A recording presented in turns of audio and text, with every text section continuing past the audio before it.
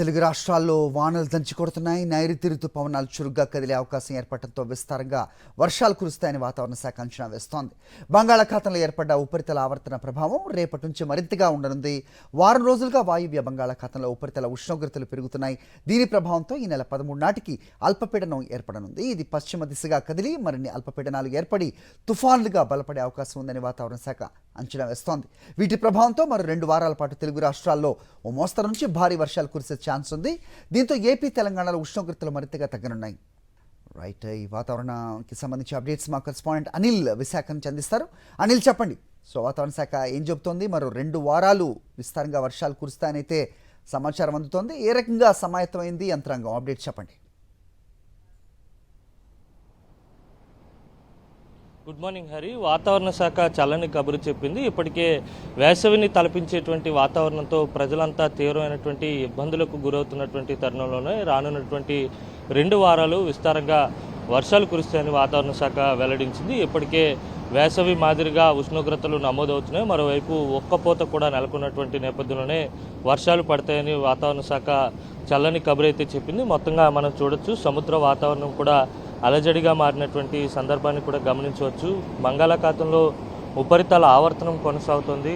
ఈ నెల 13వ తేదీ నాటికి బంగాళాఖాతంలో అల్పపీడనం కూడా ఏర్పడేటువంటి అవకాశం ఉంటుందని కూడా వాతావరణ శాఖ అంచనా వేస్తుంది. మరోవైపు అల్పపీడనం ఏర్పడిన తర్వాత పూర్తిగా ఋతుపవనాల్లో చురుకుదనం కూడా సంతరించుకునేటువంటి అవకాశం ఉంటుందని కూడా వాతావరణ శాఖ ఓ అంచనాకు వచ్చింది. ఈ నేపథ్యంలోనే పూర్తిగా రానున్నటువంటి 2 వారాల పాటు విస్తారంగా వర్షాలు కురుస్తాయని వెల్లడించింది. ఇటు ఉత్తర కోస్తాతో పాటు దక్షిణ కోస్తా, రాయలసీమ జిల్లాల్లో తేలికపాటి నుంచి మోస్తరు వర్షాలు రేపటి నుంచి ప్రారంభం కాబోతున్నాయి. రానున్నటువంటి 2 వారాల పాటు కూడా విస్తారంగా వానలు ఉండేటువంటి అవకాశం ఉంటుంది. ఆ తర్వాత 13వ తేదీ నాటికి అల్పపీడనం ఏర్పడితే కనుక పశ్చిమ దిశగా కదులుతూ దాని ప్రభావం పూర్తిగా ఏపీ పైనే ఉండేటువంటి అవకాశం ఉంటుందని ఇప్పటికే ఓ అంచనాను కూడా వాతావరణ శాఖ విడుదల చేసింది. మరోవైపు తెలంగాణలో కూడా భారీ వర్షపాతం నమోదవుతుంది.